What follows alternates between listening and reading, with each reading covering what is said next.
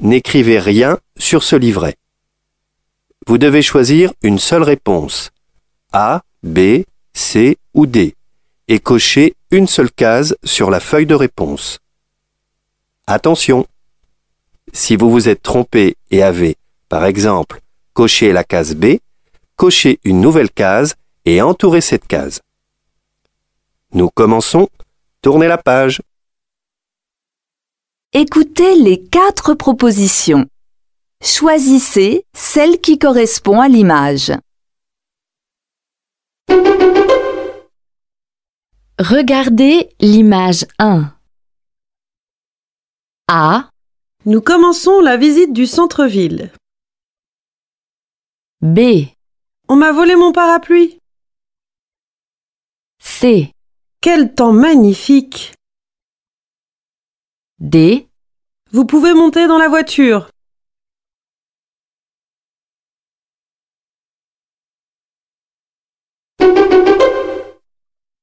Regardez l'image 2. A. Votre coiffure est presque terminée. B. Votre commande est déjà arrivée. C. Votre rendez-vous de demain est annulé. D. Votre robe est bientôt prête.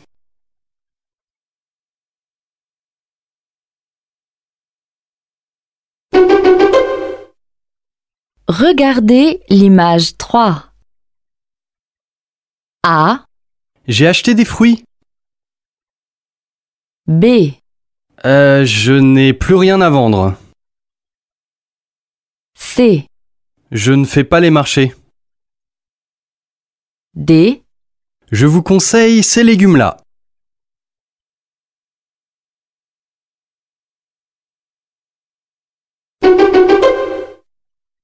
Regardez l'image 4.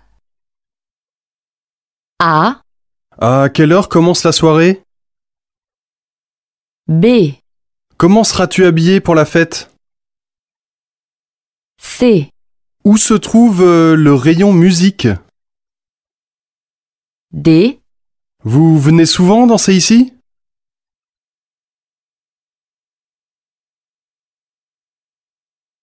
Écoutez le document sonore et la question.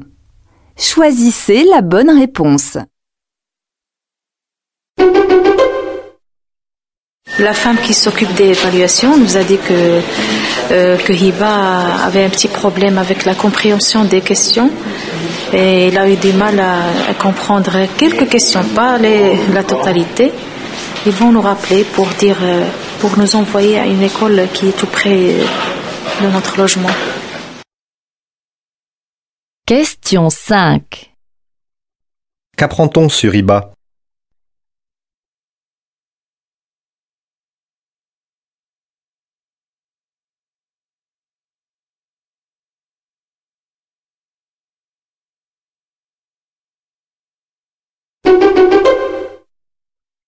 Merci, professeur.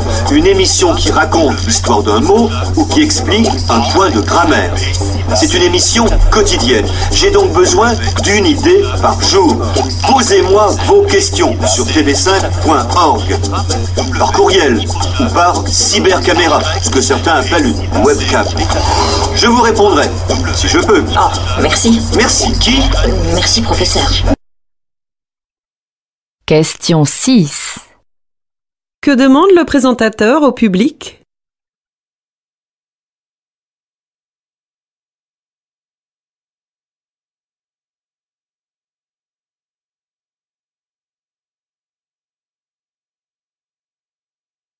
Ce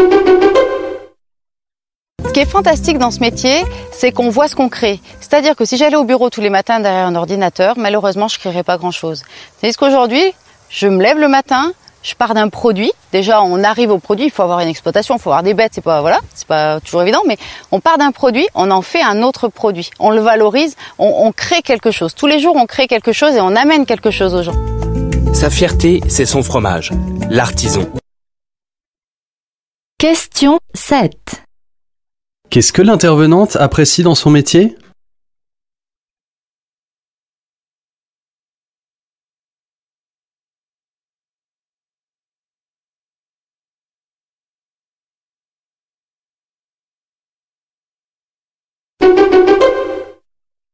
Bonjour. Modou prend son rôle très au sérieux. Aujourd'hui, il s'exerce à présenter le journal télévisé de la toute nouvelle chaîne Télé-École.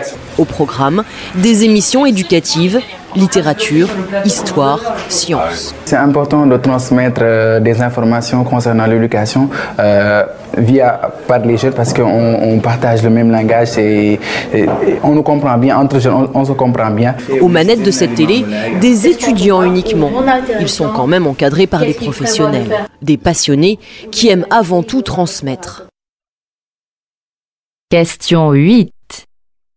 Quelle est la particularité de cette chaîne de télévision ?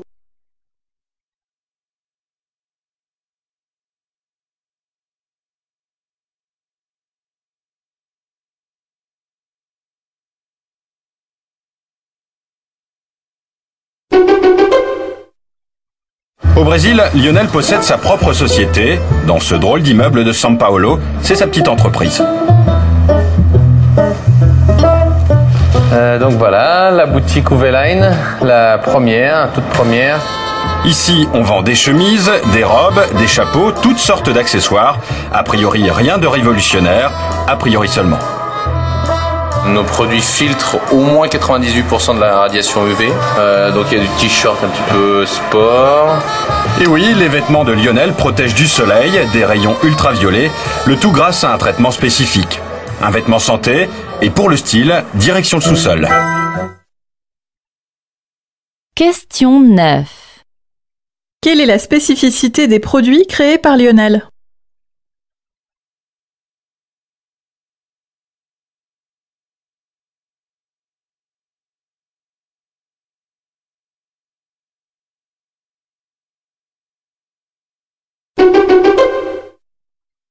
Et j'allais dire à mon prof de lettres, Monsieur Jacques, j'ai envie de faire cagne. Il m'avait dit non, je pense que il avait déjà monté l'ours de Tchekhov à un exercice d'élèves. Il m'avait dit si j'étais vous, je tenterais peut-être ma chance au théâtre. Je me présenterai au conservatoire. Je rentre à Paris, je me présente au conservatoire, je suis pris élève, je suis pris comme stagiaire à la Comédie Française. Mon père a dit c'est vraiment un métier d'une facilité incroyable. Voilà comment ça a démarré. Question 10. Qu'est-ce qui a poussé cet homme à faire du théâtre ?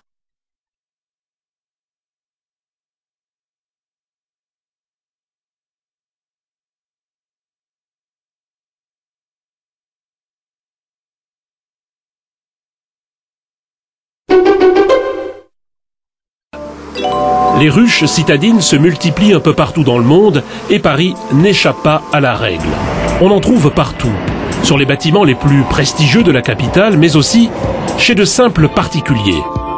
Parce qu'elles sont à l'abri des pesticides et autres engrais, les abeilles ont fait des villes un de leurs terrains de butinage favoris, et c'est tant mieux, car il y a urgence. Je suis apiculteur depuis 1960. Des abeilles, on en perd, disons, une colonie ou deux chaque année. Mais depuis 3 ans, chaque année, c'est un tiers de mon cheptel qui meurt. C'est pas normal. Question 11. Qu'est-ce qui facilite l'installation de ruches en ville ?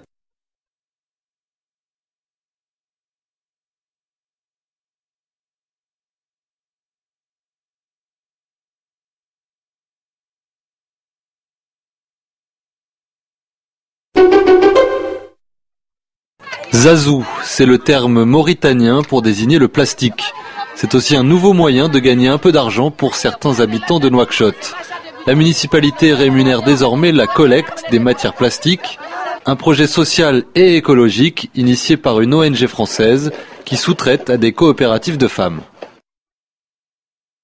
Question 12.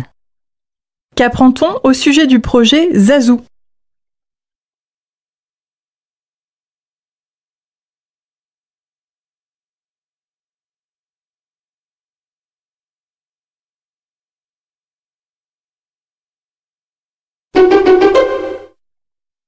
Alors on entend beaucoup dire que la numérisation c'est la fin du livre papier, la fin des bibliothèques. À mon avis c'est une faribole, car on peut dire au contraire que accéder à plus de livres par l'intermédiaire de son ordinateur, c'est d'avoir envie d'autres livres sous forme papier.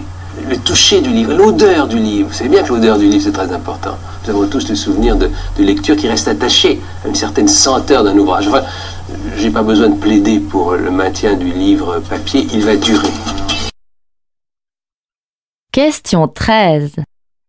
Que pense la personne interviewée de la numérisation du livre?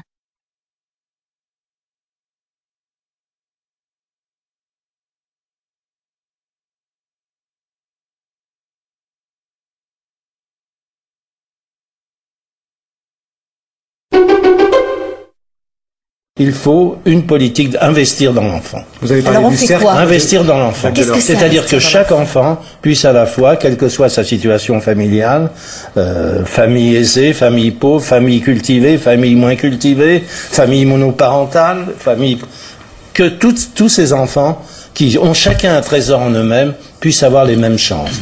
Par une combinaison de l'aide à l'enfant, et de l'aide aux familles, et de notre école maternelle, qui est d'ailleurs très bonne. Puis ensuite, il s'agit, pour l'école primaire et l'école secondaire, de prévoir des possibilités de discrimination positive dans les milieux où l'échec scolaire est le plus important. Question 14. Que préconise cet intervenant en matière d'éducation ?